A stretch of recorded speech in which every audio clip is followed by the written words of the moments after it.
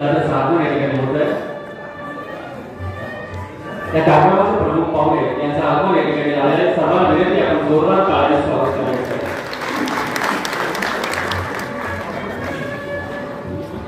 कोणी काही म्हणून जग जिंकण्याचं सामर्थ्य हे प्रभावशाली विचारात आहे आणि सामर्थ्यशाली विचार मांडण्याचं काम निर्विघ्नपणे श्रोते वर्गांना सन्माननीय उत्तम कांबळे सर यांच्या लेखणीतून आणि प्रभावशाली वाणीतून होत असतं। या ठिकाणी या कार्यक्रमाचे प्रमुख साहित्य संमेलनाचे स्वागताध्यक्ष अखिल भारतीय मराठी विश्वविद्यालय असे मराठी अस्मितेचा भूमिका असलेले सन्माननीय उत्तम कांबळे सर यांचे या ठिकाणी व्यासपीठावरती आगमन झालेलं आहे। श्रोते वर्गांना माझी विनंती आहे की टाळ्यांच्या जयघोषात आपण त्यांचं स्वागत करायचं।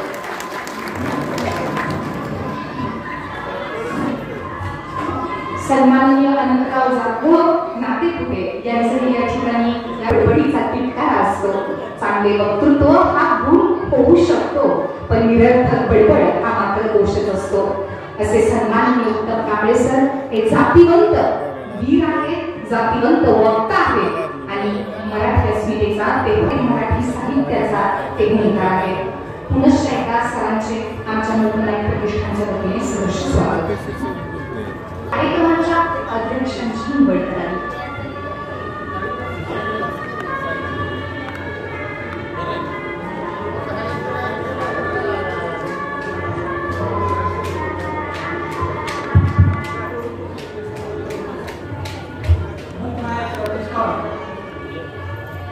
आयोजित मुक्तनायक सन्मान 2024 या कार्यक्रमाचे अध्यक्ष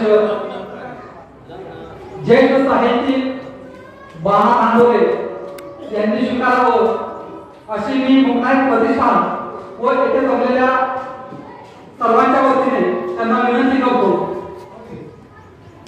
या कार्यक्रमाचं अध्यक्षस्थान भूषवण्यासाठी अनुमोदन माननीय DS गायकवाड सर कोषाध्यक्ष मुक्तनायक प्रतिष्ठान यांनी द्यावं अशी त्यांना विनंती करते। आताची आमचे सरकारी बाळासाहेब गायकवाड यांनी सूचना मांडली त्यांना मुक्तनायक प्रतिष्ठानच्या वतीने पूर्ण अनुमोदन आहे।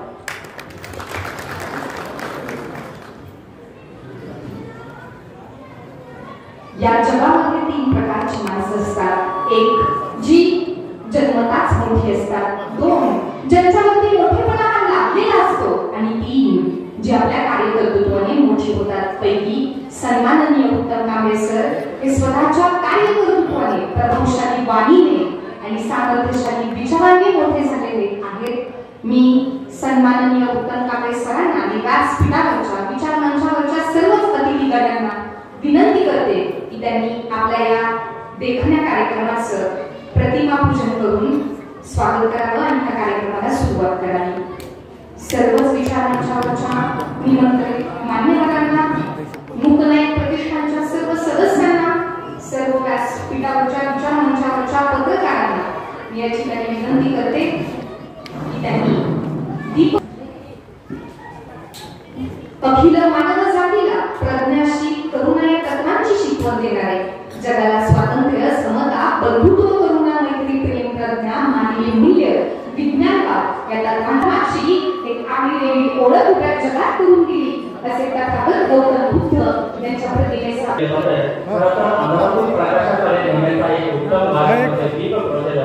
या ठिकाणी एका दिव्यातून दुसरा दिवा पेटतो, एका दिव्यातून दुसरा दिवा पेटतो, दुसऱ्या दिव्यातून तिसरा दिवा पेटतो, असं लाख दिवे पेटतात। म्हणून या ठिकाणी आजच्या मान्यवरांच्या उपस्थितीमध्ये दीप प्रज्वलित केले जाते। ज्ञानाचा प्रकाश पडला की अज्ञानाचा अंधकार आपोआपच नष्ट होतो आणि हा अज्ञानाचा अंधकार नष्ट करण्याचं काम महामानव बोधिसत्व भारतरत्न डॉक्टर बाबासाहेब आंबेडकर जिसने हमें दान दिया भारतीय संविधान का, जोरदार अशी स्वागत करूया। थांबा एक मिनिट ओके चला।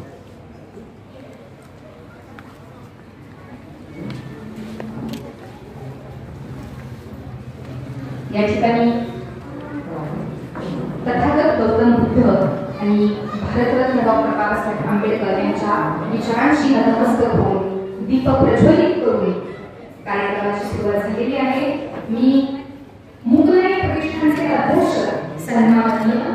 शिरोडे सर यांना विनंती करते की त्यांनी कार्यक्रमाचे प्रास्ताविक मनोगत व्यक्त करावे. या ठिकाणी जगाला शांतीचा संदेश देणारे महाकारुण्य तथागत गौतम बुद्ध,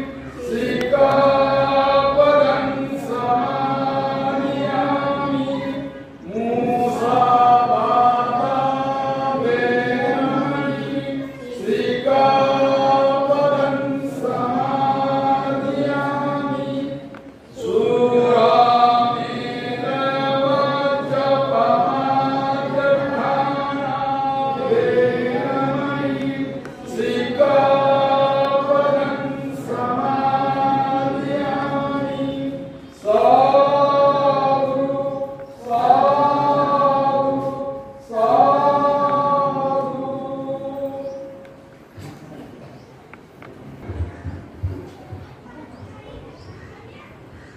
संपूर्ण विश्वाला शांतीचा संदेश देणारे महाकारुण्य तथागत गौतम बुद्ध,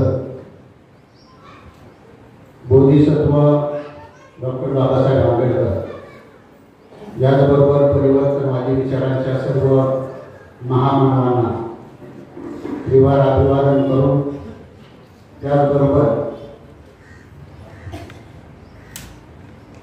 मूक नायक प्रतिष्ठानच्या वतीनं आयोजित केलेल्या मूक नायक परिसंवाद 2024 वर्ष दुसरे या कार्यक्रमाचे अध्यक्ष सन्माननीय ज्येष्ठ साहित्यिक, नागवंशी या पुस्तकाचे लेखक बाना धंडोरे सर, आज गेल्या 2 वर्षांपासून आम्ही ज्यांना इथं आणण्यासाठी प्रयत्न करत होतो आणि अखेर आज तो योग आला. आजच्या कार्यक्रमाला लाभलेले प्रमुख अतिथी, प्रमुख व्याख्याते, ज्यांचं मार्गदर्शन आपल्या सर्वांना लाभणार आहे, ते अखिल भारतीय मराठी साहित्य संमेलनाचे अध्यक्ष, ज्येष्ठ विचारवंत, लेखक,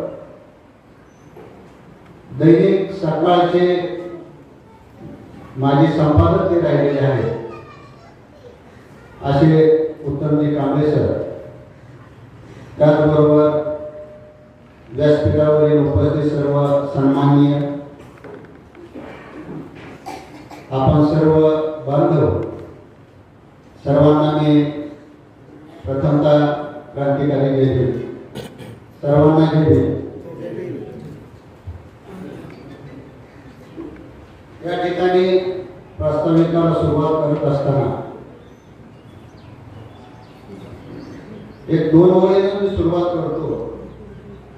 दिधले तुम्हीच आम्हा वरदान जीवनाचे, दिधले तुम्हीच आम्हा वरदान जीवनाचे, सोनेच केले तुम्ही वंचिताच्या आयुष्याचे.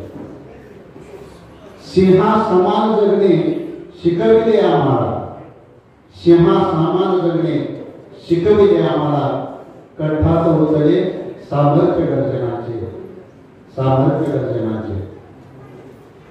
डॉक्टर बाबासाहेब आंबेडकरांनी 31 जानेवारी 1920 ला वर्तमानाचे पहिले पत्र लिहून मुख्याच्या वेतनांना वाचा फोडण्याचं काम केलं आणि मूकनायकास प्रारंभ झाला. बाबासाहेबांनी तुमच्या आमच्या आयुष्याला उंचीवर नेण्यासाठी सर्वतोपरी प्रयास केलेले आहेत आणि त्यातीलच एक म्हणजे वृत्तपत्रातून वंचितावर होणाऱ्या अन्यायाविरुद्ध प्रखर लढा. बाबासाहेबांच्या या सुवर्णमय दिनामुळे आज आम्ही आत्मसन्मानाचं आयुष्य जगत आहोत. मी ज्यावेळेला आदरणीय उत्तम काळे सरांचं बुद्धाचं घाट हे पुस्तक वाचत असताना प्रस्तावनेमध्ये ज्यावेळेला मी वाचलं की आम्हाला धर्मानं काय दिलं, तथागतांचा धर्म आम्हाला बाबासाहेबांनी दिला, पण त्यानंतर त्यामुळे आम्हाला असं काय मिळालं, काय प्राप्त झालं, तर त्यावेळेला सरांनी तिथं सांगितलं की धर्मदीक्षेमुळे आम्हाला धर्म मिळाला आणि धर्मामुळे आम्हाला आत्मसन्मान मिळाला. आणि हे आत्मसन्मानाचं जीवन तुमच्या आमच्या नशिबी आलं. आणि म्हणूनच आज सुद्धा आम्ही जसा वंचित समाज सर्व घटकाबरोबर सर्व क्षेत्रामध्ये चांगल्या प्रकारे काम करताना दिसत आहे. त्याचबरोबर आम्हीही पत्रकारितेमध्ये आमचे सर्व सहकारी, लोकनायक प्रतिष्ठानचे सर्व सहकारी पत्रकारितेमध्ये आम्ही काम करत आहोत, करता आम्हाला. आणि म्हणूनच कुठंतरी आम्ही समाजासाठी एक सामाजिक जाणीव येतो, काहीतरी करावं हे आमच्या मनामध्ये होतं, विचार सुरू होतात. पण ज्यावेळेला मुख्यमंत्र्यांच्या स्थापनेला 100 वर्ष पूर्ण झाली, काळ लॉकडाऊनचा होता, कोरोनाचा होता, आणि अशा त्या लॉकडाऊनच्या थोडं ओसरत असताना मी या ठिकाणी धन्यवाद देऊ इच्छितो की आंबेडकरी चळवळीचे आमचे मार्गदर्शक विकास झाला आणि वैभवजी गीते साहेब यांनी 100 वर्ष पूर्ततेनिमित्त लोकनायक परिसंवाद या कार्यक्रमाचं आयोजन करून आणि त्या कार्यक्रमाला सर्व पत्रकारांना बोलवलं, यथोचित सन्मान केला, विचाराची देवाणघेवाण झाली आणि तिथून आम्हालाही त्या विषयाची प्रेरणा मिळाली. आणि पुढं आम्ही सर्वांनी एकत्रित येऊन लोकनायक परिसंवाद या कार्यक्रमाचं आयोजन करण्याचं निश्चित केलं. गतवर्षी 31 जानेवारीला हा कार्यक्रम घेण्याचा मानस होता. त्यावेळेला तत्पूर्वी आम्ही एक 15 दिवसापूर्वी कार्यक्रम घेत असताना सगळ्यात पहिलं नाव आमच्या समोर होतं ते उत्तम कांबळे सरांचं. कारण यापूर्वी त्यांना मी ऐकलं होतं पंढरपूर या ठिकाणी आणि या परिसंवादाला अचूक मार्गदर्शन कांबळे सरच करू शकतात हे माझ्या डोक्यामध्ये होतं. की सर्व सहकार्यांना बोलवून दाखवलं आणि त्यांनी म्हणले ठीक आहे, सरांशी संपर्क करा. सरांशी संपर्क केल्यानंतर 15 दिवसामध्ये तारीख आम्हाला मिळू शकली नाही आणि पुढं आम्हाला या ठिकाणी जसं मार्गदर्शन लाभत गेलं त्यानंतर आम्ही या कार्यक्रमासाठी सुरुवातीला या परिसंवादाचे उद्घाटन हे आंबेडकरांच्या घरातले कोणतेही असावे हा विचार करून भारतीय बौद्ध महासभेचे राष्ट्रीय कार्याध्यक्ष डॉक्टर भीमराव आंबेडकर साहेब यांच्या भेटीला गेलो. त्यांना कार्यक्रमा संदर्भात सर्व प्रस्ताव समोर ठेवला आणि साहेबांनी क्षणाचाही विलंब न लावता 31 जानेवारी माझी तारीख मिळू शकत नाही, परंतु 4 फेब्रुवारीला मी तुमच्यासाठी उपलब्ध आहे. आणि मग 4 फेब्रुवारी हा प्रबुद्ध भारतचा स्थापना दिवस, वर्धापन दिवस, हाही सुवर्ण संगम साधून आम्ही गेल्या वर्षी 4 फेब्रुवारीला डॉक्टर भीमराव आंबेडकर साहेब यांच्या प्रमुख उपस्थितीमध्ये या कार्यक्रमाचं आयोजन केलं. त्यानंतर त्या कार्यक्रमाला सर्व बांधवांनी आम्हाला सर्वतोपरीने सहकार्य केलं आणि म्हणून तो कार्यक्रम अतिशय उत्कृष्ट झाला, यशस्वी झाला.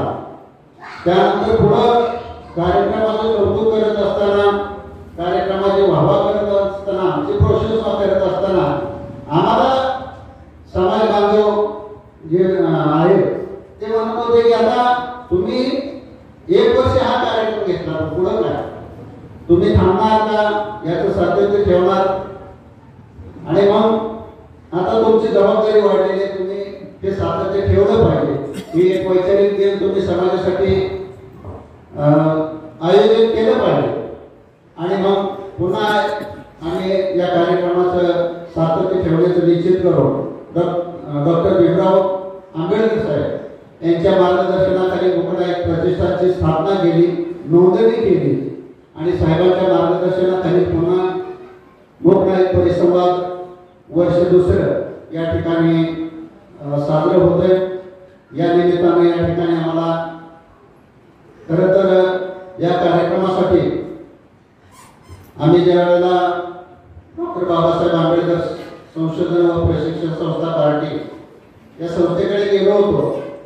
आम्हाला गेल्या वर्षी त्यांनी बुक स्टॉल उपलब्ध करून दिला होता आणि बुक स्टॉल ही आम्हाला यावर्षी उपलब्ध करून द्यावा आणि त्याचबरोबर हा कार्यक्रम जो आहे आपल्यामध्ये तो बाकीच्या पटलावर घ्यावा. ते दिनविशेषच्या माध्यमातून असं आम्ही पत्र त्यांना देण्यासाठी गेलो आणि त्यांनाही कार्यक्रमासाठी आम्ही गेल्या वर्षीचा सर्व प्रस्ताव समोर ठेवल्यानंतर त्यांनी म्हणले की मी या कार्यक्रमाला येतो.